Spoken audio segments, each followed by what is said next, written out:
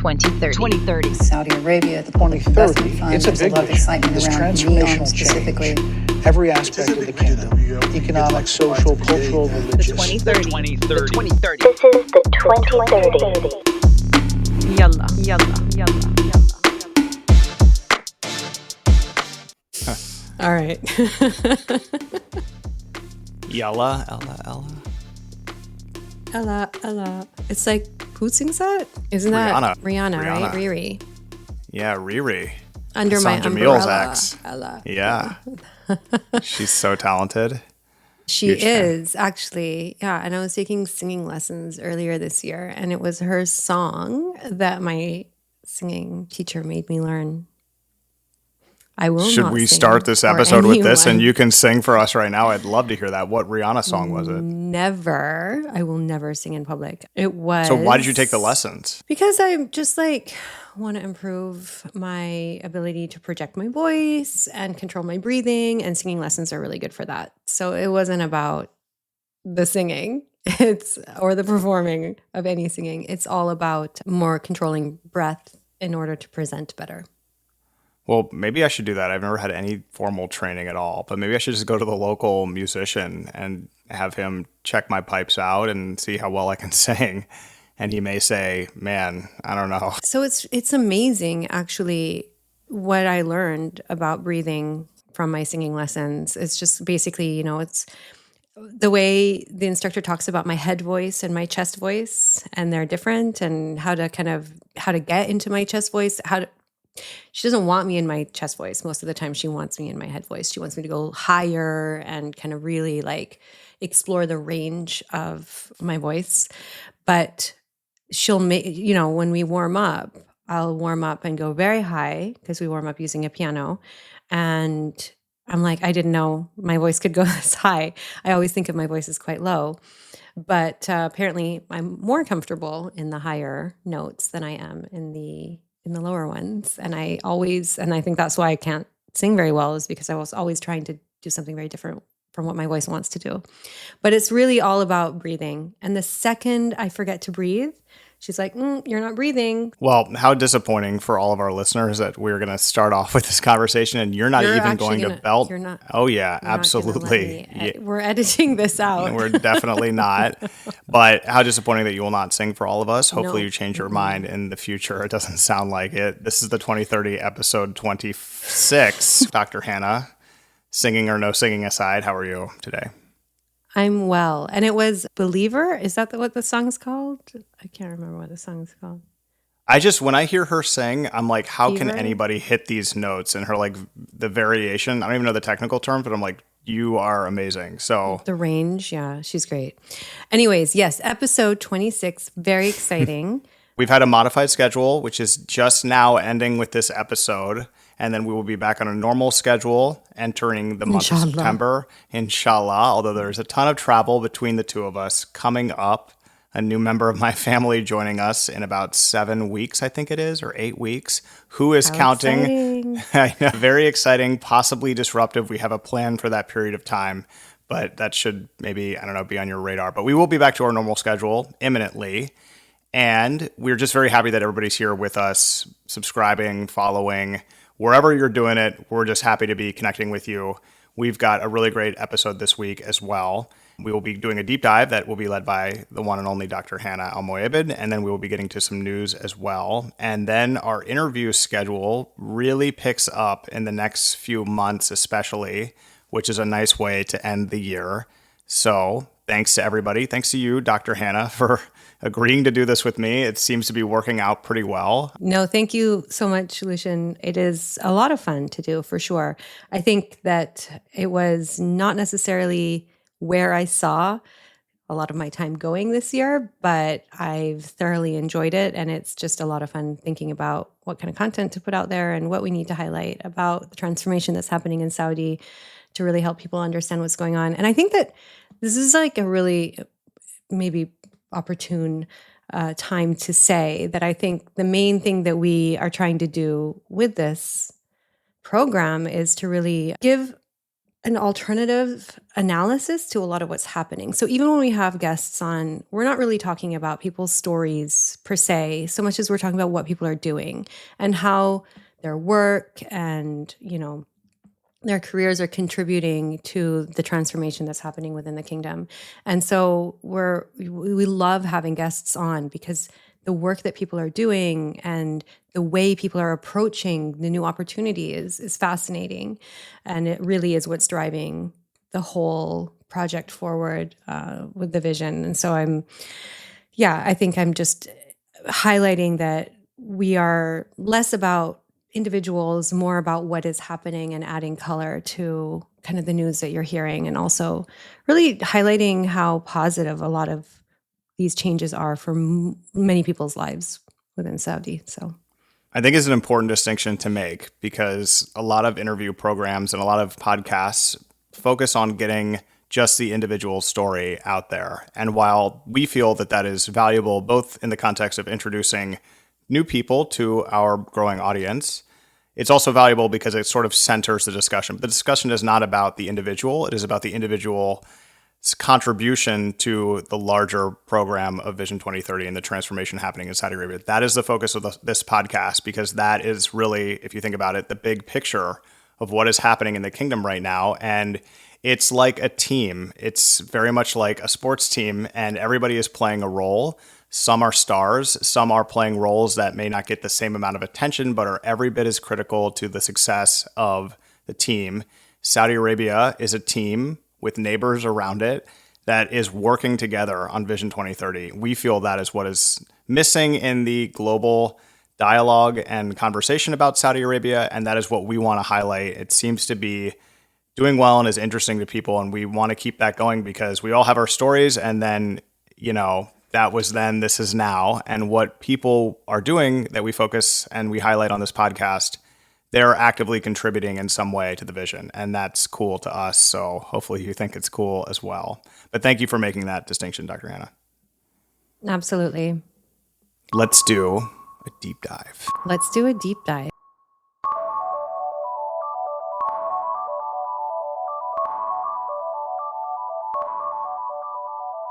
So I'm really actually excited about this deep dive today because I got forwarded this report by a couple of people, and I find it super important for people to really kind of understand the content of the report when so much has happened and so much has changed in Saudi. So it's called the Saudi Generation Report, and it's kind of breaking down the generations from the establishment of the Saudi kingdom until today, and understanding kind of what defined each generation and which years they lived. And it was put together so several mechanisms and sources were adopted in research and analysis to ensure the accuracy of the data, according to this report, right? Which is Ministry of Communication, Information Technology, the General Authority for Statistics, the Global Web Index, as well as using Thamania, a podcast called Things That Changed Us. There is a social historian, Mansour Al-Assaf, that presents those stories using a questionnaire. I think they had about 4,000 people participate, and Assaf himself was also part of putting this research together. And so basically the report outlines the generational overview and renames the generations. So instead of talking about baby boomers and millennials, well, they do use the term millennial, but instead of talking about kind of using the names of generations that are used in other countries, they're trying to rename the generations within Saudi Arabia. So anybody born before 1946 was part of the Bidaya generation. Bidaya means the beginning. So basically, these people experienced huge and rapid evolutionary leaps, and everything changed significantly, right, from before 1946 until today. The next one is the Tlafra generation. Tlafra means the leap, basically. And so this is people born between 46 and 64. Now, I want to say that my dad is part of the Tlafra generation, but he's right in between the Bidaya and the Tlafra. So I want to say, just like any other generation that you think about, there's always blurry lines in between when one generation starts and one generation ends. But this was really the name that was given to individuals that lived the era of economic and social transformation, the boom, the prosperity. They witnessed like the Renaissance and the economic Renaissance that happened. So, I mean, my dad talks about sleeping on the roof of their house because it was so hot in the summer months, and like putting water on their clothes in order to kind of keep cool, because it was before people had air conditioning, electricity, all of that. And so, he experienced some of that, but it really is also a time where people were able to access education. Like my dad went on scholarship to the US, and like many other Saudis that were born kind of between those years, and some of the Bidayah generation as well. And then you have a Tayyibian generation, which means so it's kind of like when you think about the good old days, there's a phrase in Arabic, and maybe we should leave this for later, but rahat tayyibin, like the good people are gone, right? Because you're always thinking about the previous generation being the generation of good people, right? And that's between 1965 and 1979. And then you have Alfiya generation. So these are your millennials. And in this report, the millennials were born between 1980 and 1994. So it's slightly different from the definition of millennials and then you have the iPad generation. So people born between 95 and 2009. This basically derives from the fact that the first iPad was released in 2010. So as these young people were growing up, the invention was readily available for them to use. There are so many funny terms that people use for like iPad babies and things like that. But I do think it's like the internet generation, maybe even, which was started in Saudi in like 1996. And then you have the Vision generation. And the Vision generation are people born between 2010 and 2024. So I love these categorizations. The Vision generation, or Ru'ya generation, this is the youngest generation today. My children actually fall into this. My son is right on the border between the iPad and Vision generation, my older son. But it means that basically these young people are going to be surrounded by everything that enriches their lifestyles, all of the growth opportunities, everything that's happening in Vision 2030 this is what they experience, right? They do not remember the Saudi of the past. They would not have lived it, and it'll be very difficult to even tell them what it was like because it's just so different. And then the report really goes into detail. So it goes into the Bidayah generation, and it tells you how they lived. And one of the things I think is really cute in the Extend report is they talk about which car is most popular for each generation. So for the Bidayah generation in 1946, it's the Ford. One of the landmark events for them was the unification of the Kingdom of Saudi Arabia. Their parents and neighbors were their sources of influence. It was very much a community that was tight-knit and very, very small. They learned a lot through experiences rather than through formal education. A lot of education at the time was based on learning the Quran and memorizing the Quran, and it happened in mosques. And their main audio device that they used was the radio, which was introduced quite later in their lives for many of them as well. But this is the generation that was the foundation of the kingdom. And, back in 1965, the population of Saudi Arabia was estimated to be about 6 million. So it was a really small place back in the day, and it grew very, very quickly. So then moving on to the Lafra generation, or the boom generation, or leap. These are, the generation born between 46 and 64. Their popular car apparently was the Chevy. So we're still going with American cars here. The landmark event for them was the kingdom's oil boom, right? And that's why they lived through all of the wealth that came from the oil industry and were able to access formal education, go abroad, new schools were opening up. Their main sources of influence were parents, but now teachers as well, because so many of these people were going through formal education.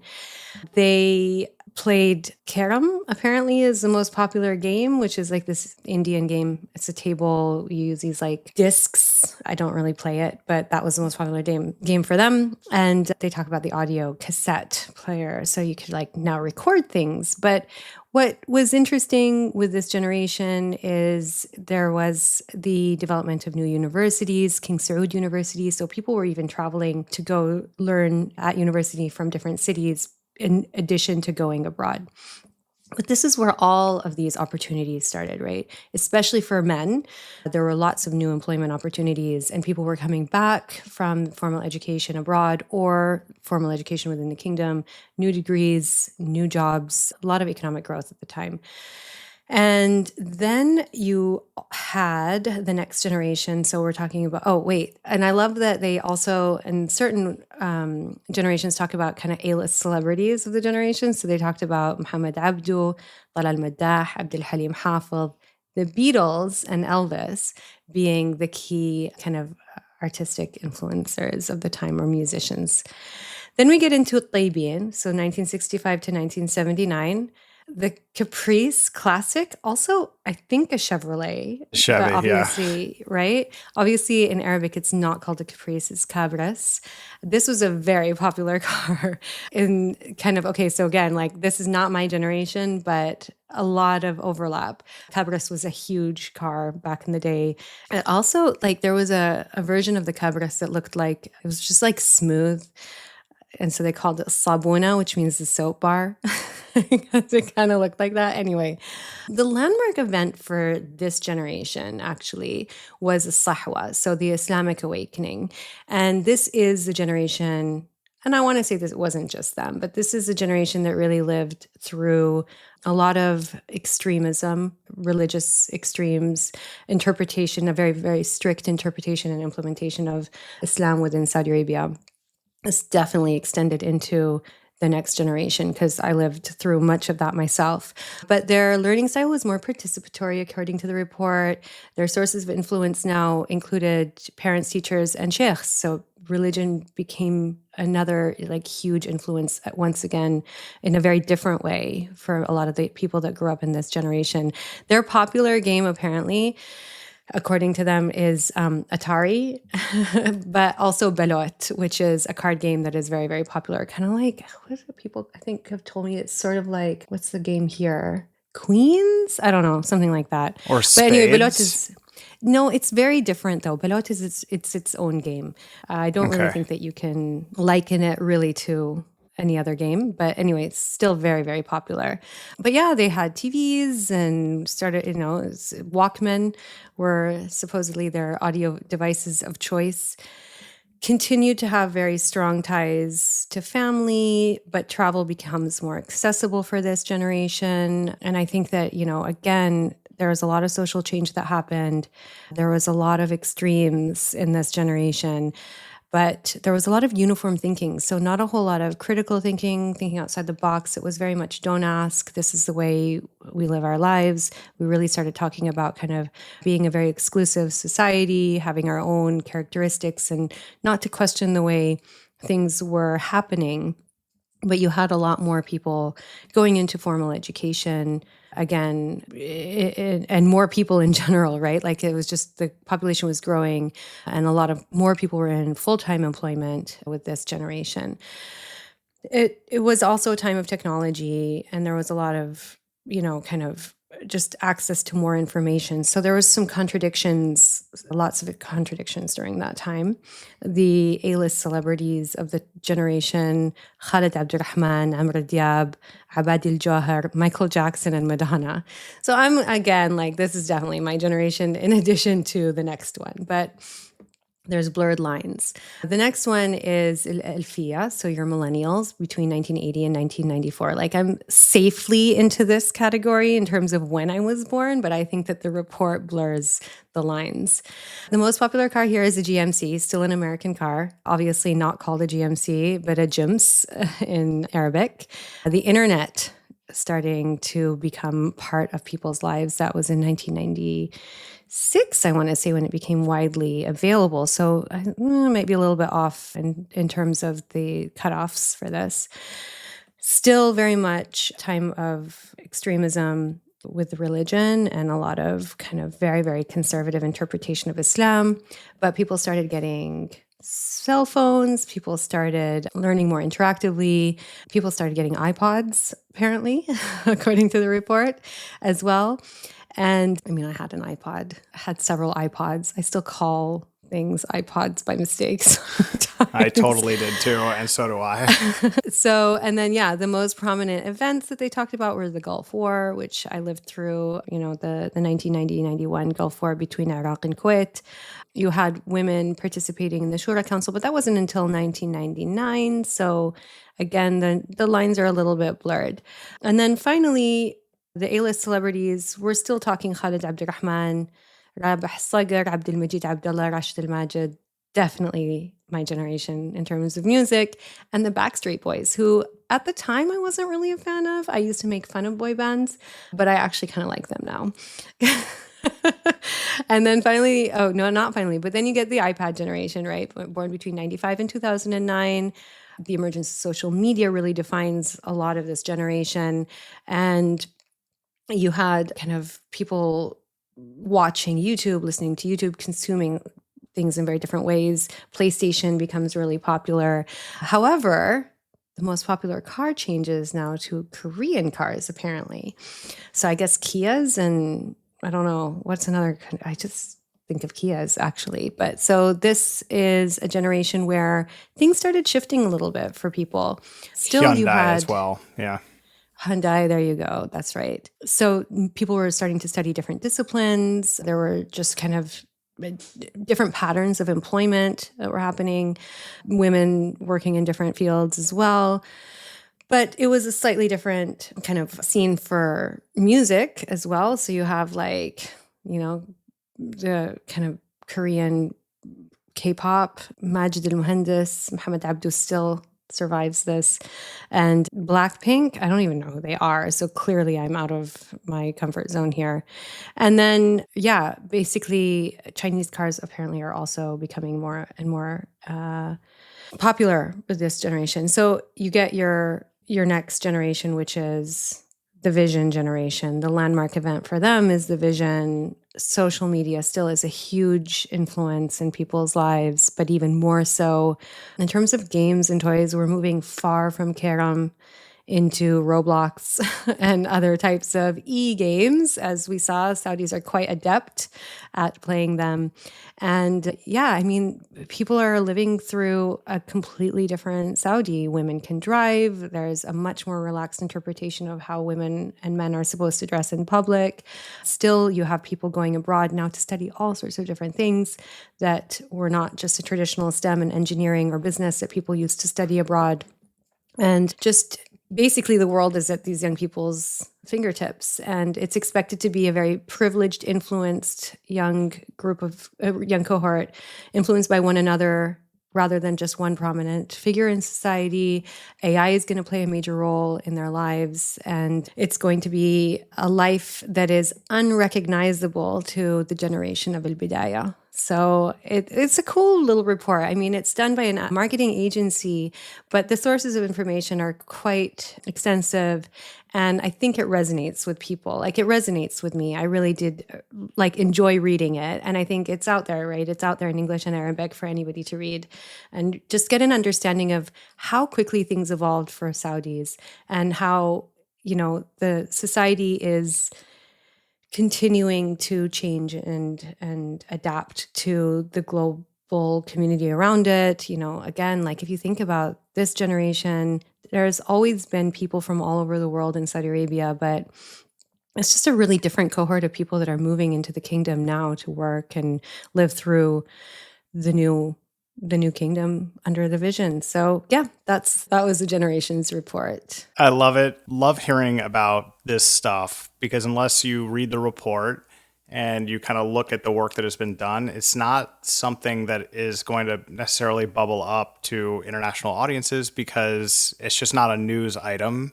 It's a study, it's a report. And what's really amazing about it, and my big takeaway from that awesome deep dive, is that the differences between the generations in Saudi Arabia, because you have a nation that is new relatively, depending on what it is relative to, but it's not terribly old in terms of the modern day state.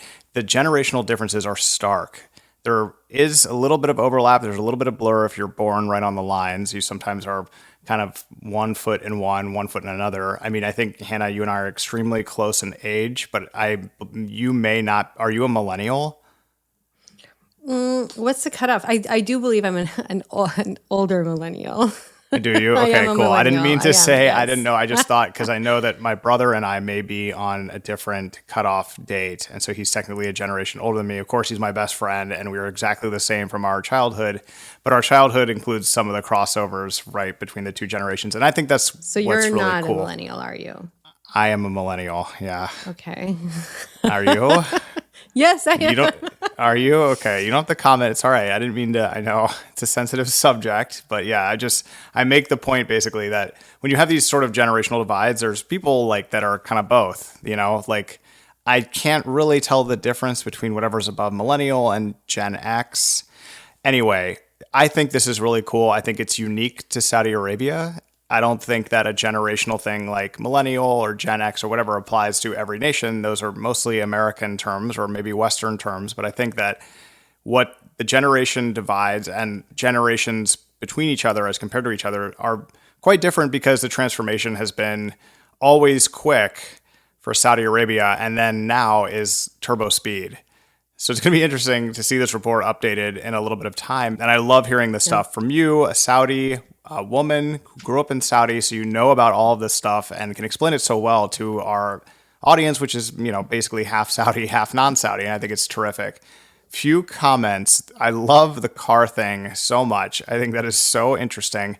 Love hearing the American dominance throughout history. We will be back because these Chinese cars now are attractive. I know. I rented one for 4 months.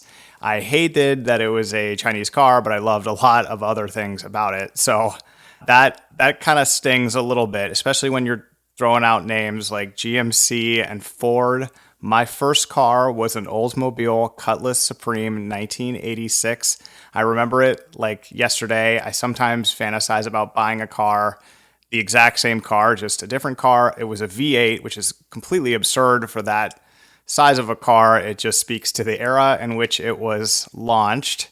And gas-thirsty America did not care about efficiency at all. It had the softest seats in the whole world. I mean, they were like, those like chairs that get advertised and you're like, who would want a chair like that in your house? It is way too big and puffy, but it looks really comfortable. It was like that.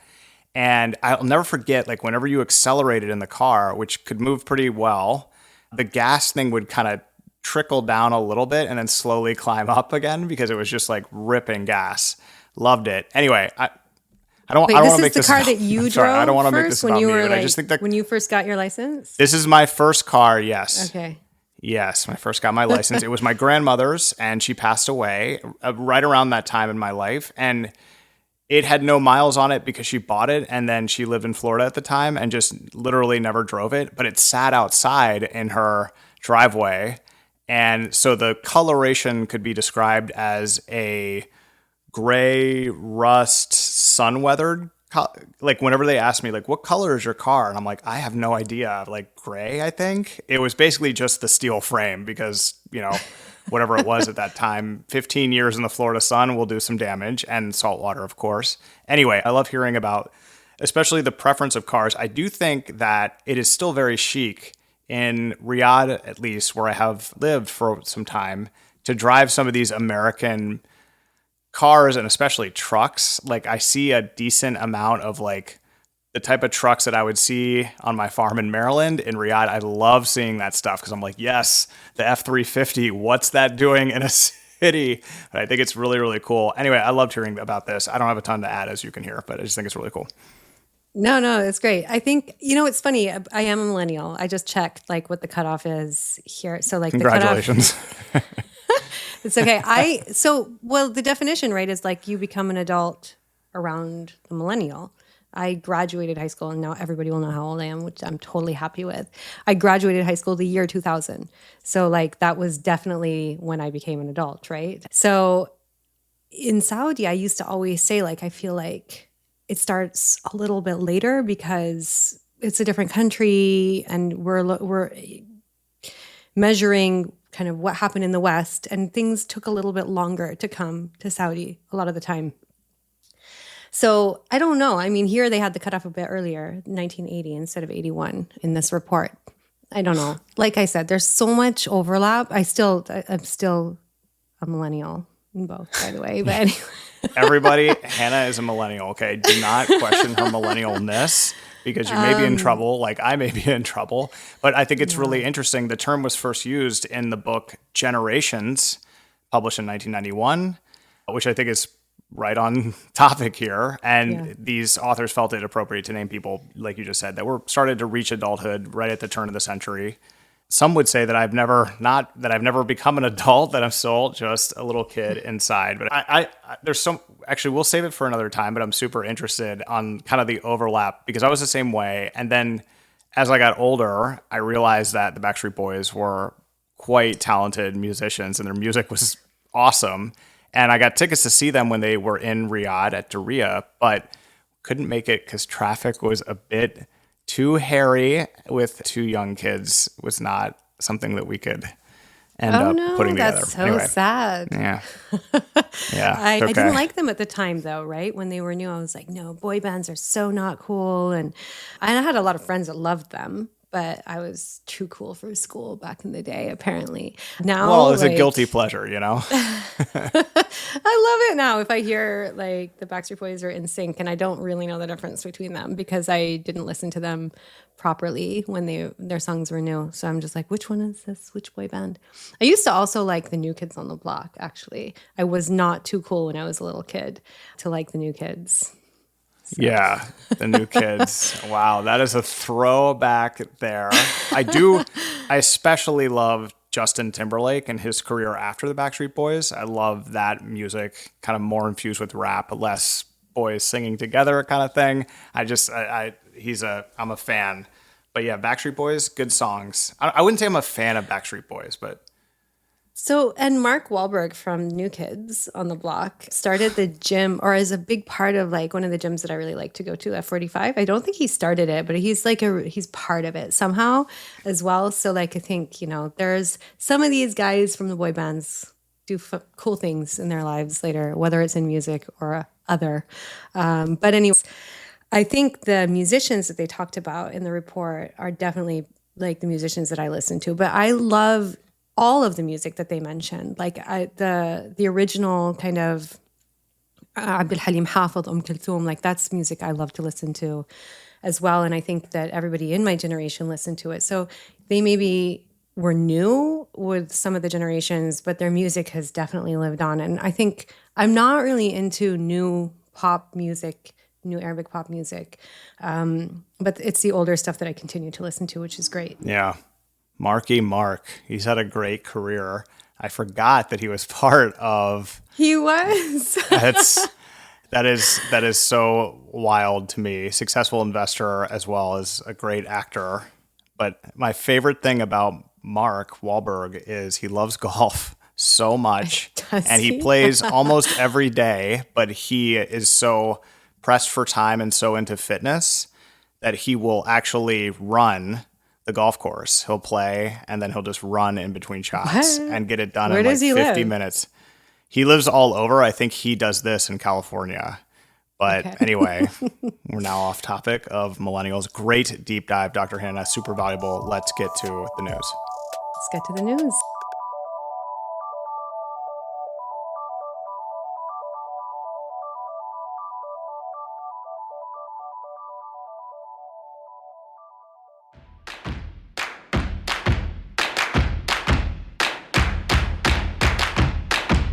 So SRC and PIF signed an MOU with King Street Capital Management in New York. The Saudi real estate refinance company, SRC, which is a PIF company, signed a memorandum of understanding in New York City on August 23rd with King Street Capital Management to foster cooperation and strategic partnership between the two parties in the real estate finance sector. The MOU, signed by Majid Fahed Al Abdel Jabbar, CEO of the SRC, and Brian Higgins, managing partner of King Street, was part of a visit of the Minister of Municipalities and Housing and Chairman of SRC, Majid bin Abdullah Al-Hakil, to the U.S.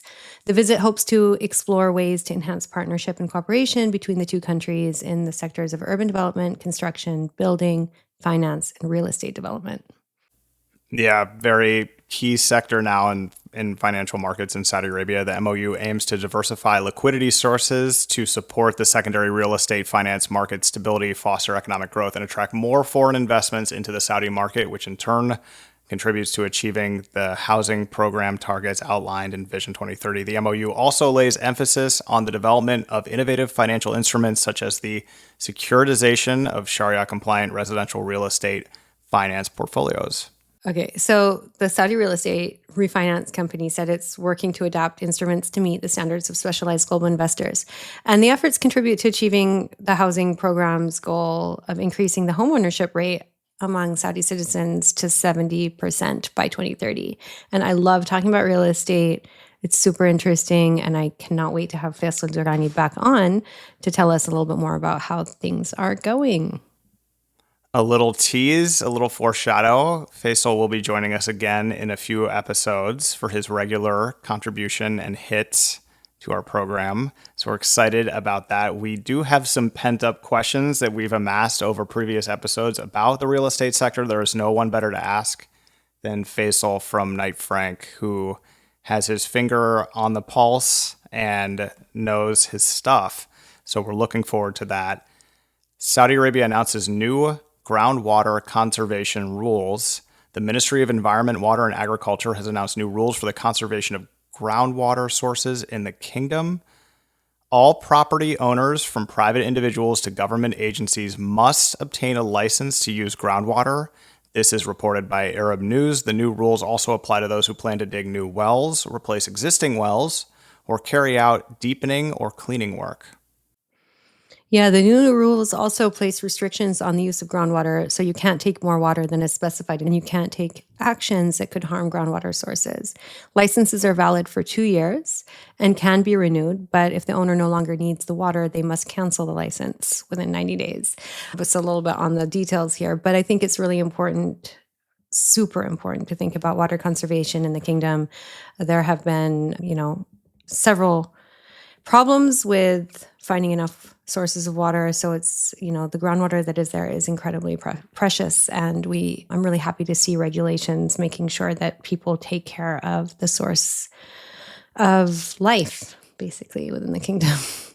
Yeah, and that's kind of fits into our whole theme here with this show. It takes a village. It takes people in the community to contribute and do their part. That is what environmental protection has always been about and is always going to be about. It is teaming up with our fellow citizens, our common man, and doing things that may not be what we want to do, but are very small lifestyle changes that allow us to have better resources and more reliable and safer resources for all of us. I'm a huge believer in this movement here in the United States, and I love seeing this attitude change in Saudi Arabia, where people realize if we want the Saudi Green Initiative and the Green Riyadh to really work, we're going to need a lot of water. You have the authorities learning about different weather patterns and, where possible, trying to conserve as much water that comes out of the sky as possible. I just think that this is a really cool story to include because it kind of speaks to the below the radar changes that are happening in Saudi Arabia and the contributions that people are making to it, and making changes to their lifestyles by law is usually the most effective way to ensure that they comply so that the resources are there and are better used for everybody. This one's very exciting. Saudi officially launches the Jadarat platform. Saudi Arabia has officially launched a unified employment portal offering job opportunities spanning across the government and public sectors. The Jadarat platform was unveiled by the kingdom's Minister of Human Resources and Social Development, Ahmed Rajhi.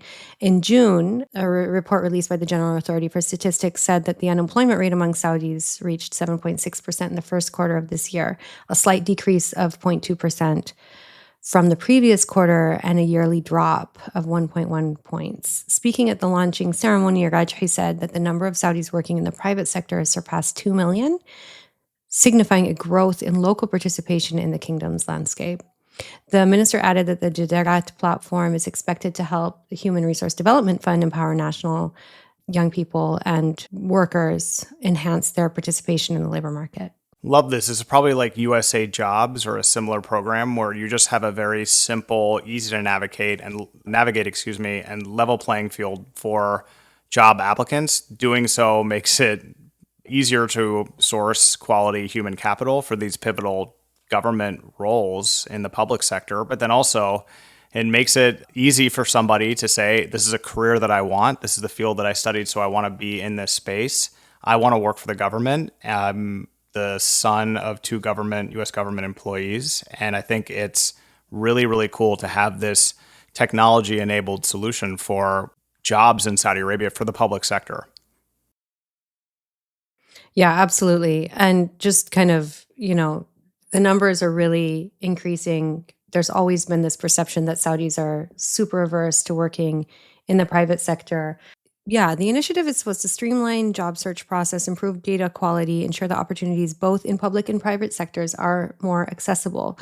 So I believe that as much as this is a platform, a unified employment platform that's supposed to help public sector employment, it will also help with the private sector employment as well.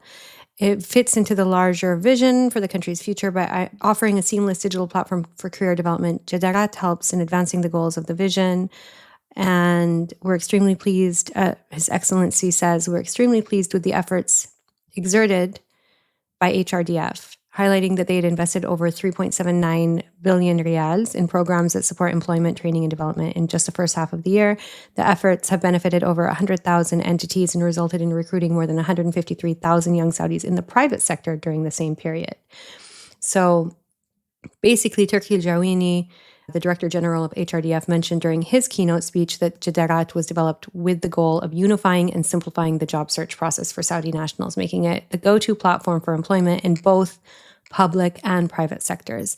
And he added that during its creation, the team took into consideration successful examples from around the world, right? All the benchmarking, all of that. So the platform prioritizes fairness, transparency, precision, and matching individual skills with job opportunities, and offers personalized career suggestions to help Saudis find career paths that they are looking for and to satisfy the needs of employers themselves. Anyway, so it looks like it's going to help both sectors. I think having it on one platform makes more sense. I mean, like certainly job searching platforms, I've actually never really used them, but if you do that way, you see government and private sector right next to each other. But some people really want to just look for government jobs, and so USA Jobs is the platform for that. And I even know that off the top of my head, but I just think that's kind of cool. So cool development here. It'd be kind of interesting to monitor this. Maybe get somebody from the ministry on to talk about it. Yeah, it would be cool. So I definitely have, this has already been trialed for some time. Now, this is just the official launch of it, but it's been around for a while now. And I've been very excited about it because I do think it's super important. Like anytime you think about career guidance, you need to be able to send people somewhere to gather information about what jobs are available. And there hasn't been a really great platform to do that, to learn about the types of jobs, salary scales on all of those different elements of finding a job that you would need. So like career guidance is not just about figuring out what you want to do, but it's also figuring out what's out there, what's available and where. And so I've been waiting for something like that. I've been waiting for this to officially launch, but I was a bit confused on the way it was reported on when it was saying kind of that it was specifically for public employment, because it is for both, which I think is important to note. Spotify's launched this summer of a new Saudi Arabia-focused campaign, Tarab, aims to celebrate Khaliji music, which is, quote, which is so intrinsic to the Saudi culture and holds a special place in the hearts of many locals. This is according to Rhea Shadid, editorial lead for the MENA and South Asia at Spotify, who spoke to Arab News recently. Quote, while the word Tarab has no direct translation in English, the closest meaning that can be given to the word is its connection to a trance-like state of ecstasy or deep emotional response that listeners have to music, she said. The campaign was launched in June and is running across various media channels, including outdoor TV and digital platforms. The campaign has also partnered with influencers to further engage audiences. I love this again because I love Khaliji music, especially the older stuff. I don't know that that's how I would have translated Tarab, but I love it. I think let's go with that. Spotify's data shows that songs released decades ago are still popular, as I mentioned, right? Not only among older listeners, but also young audiences, particularly Gen Z. Over the past 5 years, streams of Khaliji tracks from the 80s and 90s among Gen Z listeners have grown by 5,500%. Shadid said. And she explained that the trend highlights the increasing interest and appreciation for older songs, with 46% of Khaliji tracks streaming in 2024 coming from Gen Z listeners. Moreover, Khaliji music was the most streamed local genre in Saudi Arabia in the first 6 months of this year. And according to her, and as we all know, Saudi Arabia's Vision 2030 has been pivotal in transforming the entertainment landscape in the kingdom, significantly propelling the growth of the music industry and leading to an increase in live music events and the growth of streaming. Yep, one of those super rad, incredibly awesome tie-ins in the news portion with your deep dive for this episode. Unintentional, but maybe sort of unintentional brilliance. I think this is really cool. We've talked a bit about music here. I am interested in the type of music that younger Saudis are listening to as well, because it's a little bit of a combination. A lot of times it is mostly local music, but then occasionally there'll be a radio station on that's only Western songs. It's a really cool like mix in the Gen Z generation, the youngest, the Vision generation. So pretty cool. Yeah, I mean, I was listening to Middle Beast Radio. I think I mentioned that before on the show. Yeah, I love that. know. Yeah. It's good. Yeah. It's good. And I always listen to Studio One, which is the Aramco English radio station. And when I was like growing up, they play country during the day. And I hated country back then. I don't hate it anymore, but I really didn't like it. It was like, oh my God, when's it going to be like after school hours? Like if we were off school for whatever reason, you turned on Studio One, it was like classic country, like deep kind of Texas country music. But that's what people were listening to, I guess, at work. Like, anyway, when kind of school was out, they'd play pop music, and it was a lot better, in my opinion, back then. So it's funny. Country definitely has a time and place. But like of my top 10 favorite songs, like 2 or 3 are country, which I think is like super random. But yeah, I could see how you had grown up. I need a top.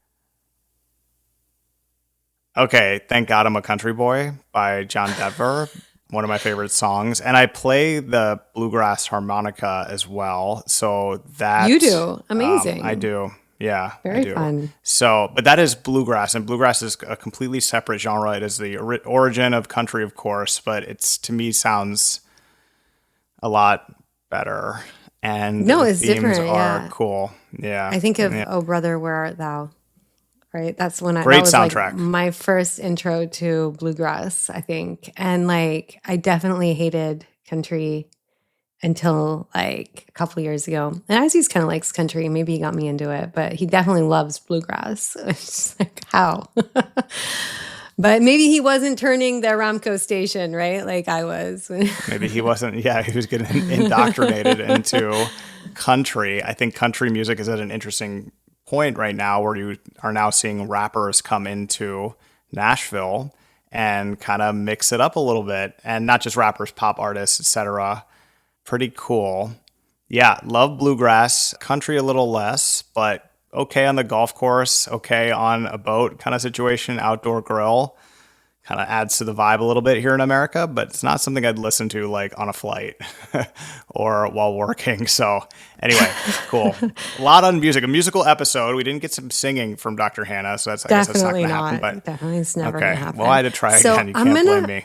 I'm going to wrap up with this last bit of news that I found really, so again, it's sports, of course, but like I found it really interesting for 2 reasons. One, because we're talking about the women's football in Saudi Arabia, but 2, because there's a scandal that's kind of wrapped up into this, which I thought was pretty interesting. So basically, the former Paris Saint-Germain midfielder Khaira Hamraoui has signed with Saudi Arabia Women's Premier League side Shabab The management of Shabab Club, represented by Princess Reem bint Abdullah bin Msaad, executive director of women's football, has signed a professional contract with the French international Khaira Hamraoui, a star midfielder. She's of Algerian descent, was born in 1990 in northern France, and has had an illustrious career playing for top clubs such as Paris Saint-Germain, Olympique Lyonnais, and FC Barcelona. So I think we're always talking about all these male players. It's an opportunity to highlight that we're also recruiting women from around the world to play in the women's league as well. And the Shabab were third in the Saudi Women's League last season. Pretty cool. Très bien, votre français. Not bad at all. I give it like an 8 out of 10, maybe, only because I'm constantly mispronouncing names on this show. The 34-year-old left PSG upon the expiry of her, is it expiry or expiry? I think expiry. Expiry. God, sorry. Of her contract in the summer of Your 2023. English is quite good as well. My English sucks, yeah. Thanks, right after you listening to way too much country, y'all. Nearly 2 years after the star was attacked by a masked man who hit her with an iron bar, targeting her legs. That's terrible. Although initially released without charge in September 2022, Hamraoui's former PSG team, Hamraoui, yes, former PSG teammate Aminata Diallo and 5 men were arrested and charged with 3 counts of aggravated assault and criminal conspiracy. Whoa, it was her teammate. That's wild. Yeah, it's super wild, isn't it? I know, it's crazy, but then it gets wilder. According to a police report, Diallo instigated the attack, her motive being violent sporting jealousy. Diallo maintains that she is innocent. The 5 men say they acted on the orders of a person they will not or cannot name. The investigation is ongoing. In September 2023, Hamraoui joined Club America in Mexico and made 11 appearances, but left before the end of the calendar year. She has not played since, but did feature in this year's Soccer Aid World 11 team in June. Diallo, meanwhile, signed for Saudi side Al Nassr last August and won the title with them last season, but the club announced her departure on Tuesday following the expiry of her contract. Curious timing, wouldn't you say? Wow, it's a wild story. Yeah. Isn't that a cool story? Crazy. And apparently, Hamraoui has been traumatized clearly from this attack and is hoping that joining Shabab is going to restart her career and really help her. But yeah, I can't believe that Diallo was with a Nasser, right? And she's been accused of attacking her. But obviously, it's an ongoing investigation. These are all alleged accusations as we speak about it today. But good luck to Hamraoui and the Shabab, and hopefully justice will be served. Inshallah. Man, that's a wild story. A great way to end the news segment. Dr. Hanaa, let's get to shout-outs. My shout-out this episode is to the Saudi Surfing Federation and the Saudi women's surfing team.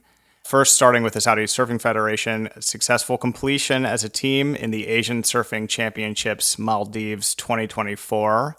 That is awesome. Saudi and surfing are not words you use too often together unless you throw internet in the middle. The Saudi women's team, however, is on the rise and qualified for the 2026 Asian Games in Japan as the best team in the West Asian region. The Saudi surfing team also achieved 9th place in the women's category at the 2023 Asian Championships. Surfing is one of my true passions in life. I don't get to do it enough. I absolutely love it. I've always loved it. And it's the kind of sport you just want to do. It's not something I really enjoy ever watching on TV. But I think that a Saudi surfing team is really awesome. Where are the waves in Saudi Arabia is my question. I don't think it's possible, right? In the Red Sea, maybe a historic storm. So they're probably going to Oman at least to practice and train. I just love the story. Congratulations to them and to especially the Saudi women team for their future appearance at the 2026 Asian Games. Yeah, that's so cool. I had no idea, and thank you for bringing that to light on this I mean, I've never surfed. I do love water sports, but surfing hasn't been one. I'm more of a water skier. I like a rope to hold on to bring you out of the water and get you up on plane. But my kids are really good surfers, actually. Like they Awesome. surprise me. They're so good at it. Yeah. Not in Saudi. I don't, like you said, I think you need more open shores for that size wave to make it work. But I've seen where was I? Munich, I think. There's this tiny little river surfing, right? River. Yeah. And it's just this one little wave and people take turns to go surf on it. I thought it was That's really amazing. cool. Yeah. That was So you can that is pretty much cool. surf anywhere, right? You can. So I was at a wedding in Munich after surfing for a week in France in 2016. And I saw that wave and a bunch of people doing it. I was like, I'm coming back to do that. But I was there for one of my best friend's weddings and I was not in good enough physical form to take part in surfing. But it seemed like there was a hierarchy, like not anybody could just jump in and surf on that little river. Like it seemed like you had to I don't know, you had to earn the right to surf there. That's what it seemed like. I mean, I don't know. And I don't know. Maybe you're an incredible surfer, and so you would instantly just dominate. I have no idea. I'm not saying that, but I feel like, going to Munich as an American, hey guys, I want to surf this wave. I feel like they might be cool with it. I'm glad I didn't get to find out because it could have been quite dangerous in the state that I was in. And I also was surfing in a town in France called Biarritz, which is on the Atlantic. And it was the biggest waves I've ever surfed and also had to be rescued during that surfing adventure. That's scary. By the gendarme who employed a helicopter and some much better swimmers than me. Real rescued. Yeah, super scary, scariest moment of my life. Anyway, I do love the sport. Congrats to them. Thank you. Yeah, nice to be here, everybody. Who's your shout out to, Dr. Hanaa? So my shout out in this episode is to Farah Al-Ghamdi. She is the head of corporate social responsibility and sustainability at Rawabi. And Farah was recently recognized by the Transport General Authority for her work at the ESG Symposium, the TGA's Maritime ESG Symposium. She was recognized for showcasing the company's commitment to excellence in ESG practices. And, Rawabi's a big leader in that space. And Farah does incredible work to keep that going. So shout out to Farah, who I've worked with very closely over the years for just the incredible work that she continues to do. Shout out to Farah. If you have a suggestion for us for the shout out section, we'd love to hear those, especially people that may be flying under the radar, that have done something cool or contributing to the vision in some cool way. We definitely would love to hear those suggestions, as well as any other suggestions you may have for us. Dr. Hanaa, thank you as always. Thank you.